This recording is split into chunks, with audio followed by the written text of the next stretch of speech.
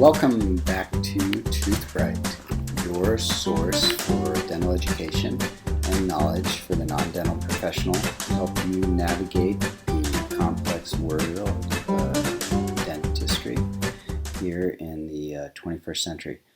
A lot is changing, but the basics remain, and it's very important that you as a patient have a grasp of your dental health and knowledge so that you can maintain your patient autonomy. So last time we spoke about the overall number of teeth, the names of the teeth, and then the basic dental structure of the tooth itself. Today we're going to talk about that dreaded word, cavities. Now, cavity is a word for decay in a tooth. Okay. Sorry, I left a C out, decay. Okay. The word that's used often by dentists is not cavity, it's caries. That's C-A-R-I-E-S. We tend to call it caries. In Spanish, caries. So it's pretty much the same thing, word across at least certain languages. And what that is the equivalent of, once again, is just decay or a cavity. I believe that the word cavity came because a cavity, is a hole. And if you have caries or decay, you end up with a hole in your tooth, or in other words, a cavity. Now, if we look at that anatomy of a tooth that we previously went over on the last recording, the tooth itself has a hard outer shell, right, on the crown portion, which is the enamel, okay?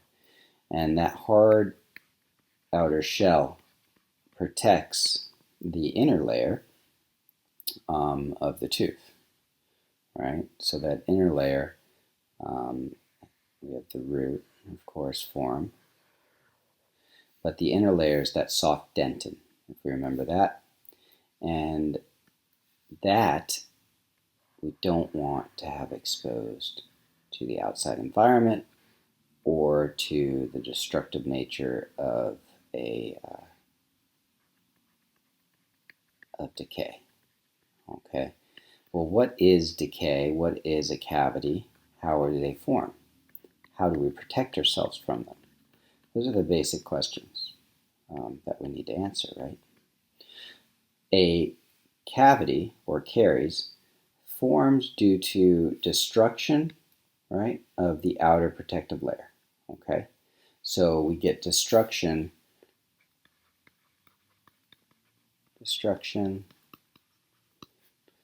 of the outer protective layer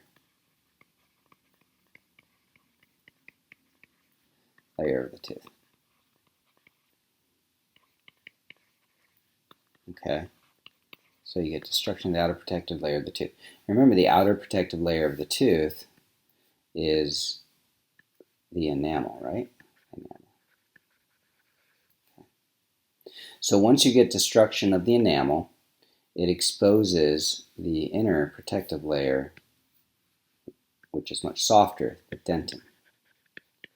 And once you get destruction of the dentin, right, that can lead to sensitivity of this layer, the inside, remember? Remember this? The nerve or the pulp. So you can have a cavity or a caries that's hiding out in the enamel, the outer protective layer, right? And you may not even be aware. You may not even sense that you're starting to have a breakdown. Okay, so you have this cavity here that's made its way from the outside in, and as long as it stays in this enamel, you may not even sense it's there. And your dentist may say, hey, you know you have a cavity? And you'd be like, I have no pain. Well, that's because it is in the enamel. Okay, but you still have a cavity. Okay, so with these cavities, we need to either treat them when they're in the enamel so they don't get to the dentin, okay? Or if they do get to the dentin, we have to treat them so they don't get to the pulp. Because once you get to the pulp, you have to do a more invasive procedure called a root canal. And that's something, though, we won't cover in today's talk. We can talk about at a later date. So let's look at how do cavities form. Okay, it's very basic. Okay, in order to get a cavity, you have to have two things. Okay, you have to have bacteria, and our mouths are teeming with bacteria. All right, they're all over. Okay, and all the bacteria is everywhere, right? All over our mouth.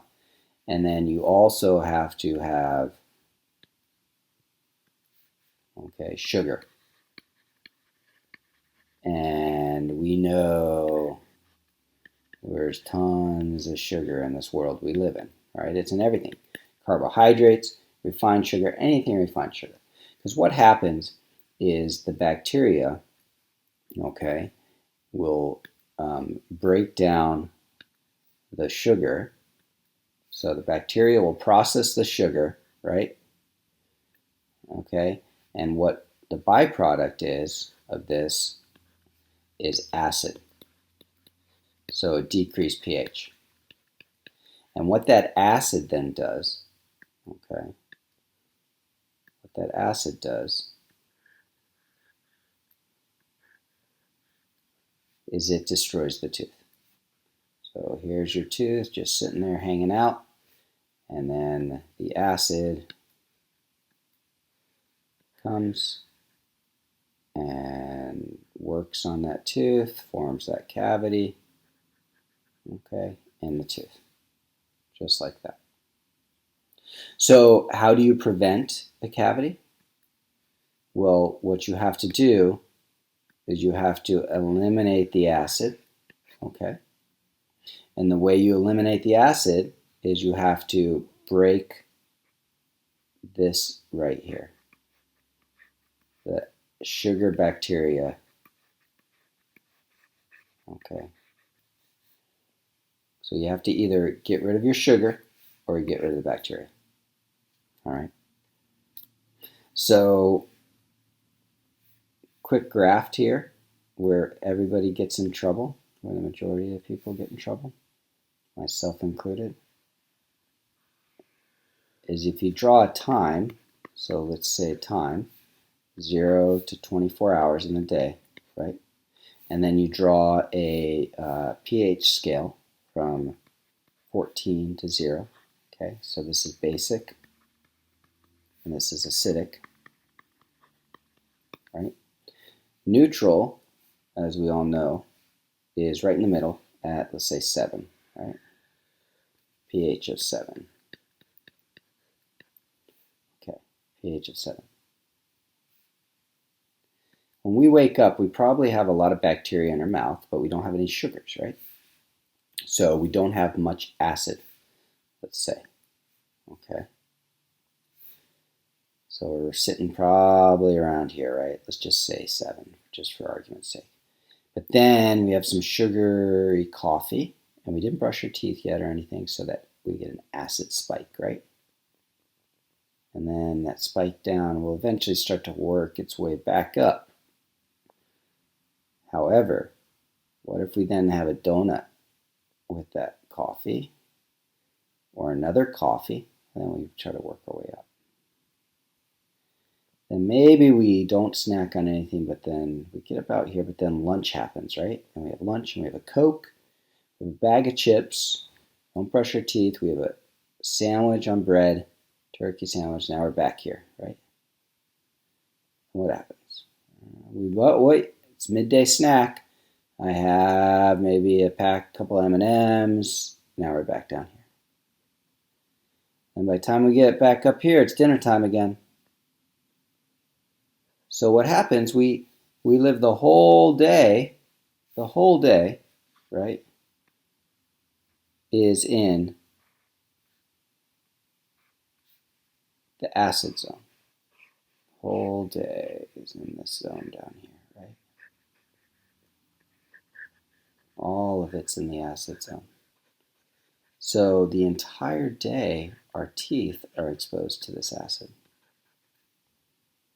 Okay? And what happens there is we get cavity.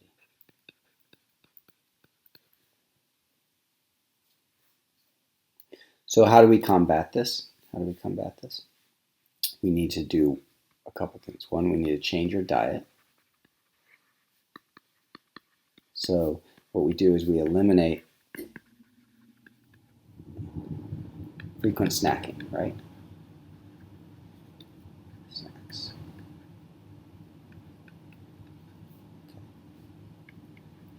Okay, and then we can also eliminate or limit refined sugars. Okay. Those are the main things in the diet to do. Okay. The second thing is we can also, actually, there are three here, is try to remineralize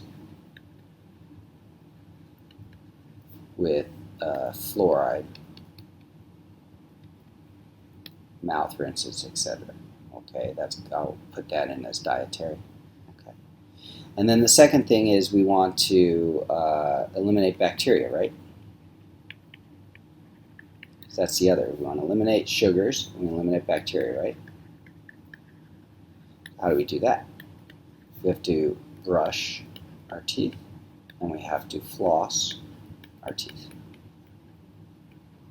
And then we have to also, 3, maintain our professional cleanings.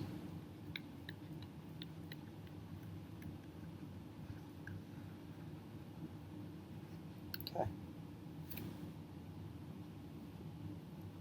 So just as a recap, sugar plus bacteria, you have to have both. Okay, you eliminate one, you're good to go, equals acid, and the acid equals a cavity. So eliminate sugar, eliminate bacteria, eliminate both, you get no acid, 0 on the acid scale, 0 on the cavity scale. Okay? So that's the main goal from today's lesson. I wish you all the best moving forward. Be sure to brush, floss, consume few sugars. If you do consume sugars, make sure you brush afterwards. And drink plenty of water.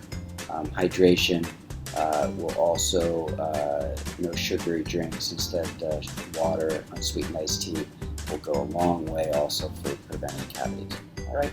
Thank you again for watching Toothbright. We really appreciate you visiting our channel and listening to what we have to say. All right. Have a great day. Bye now.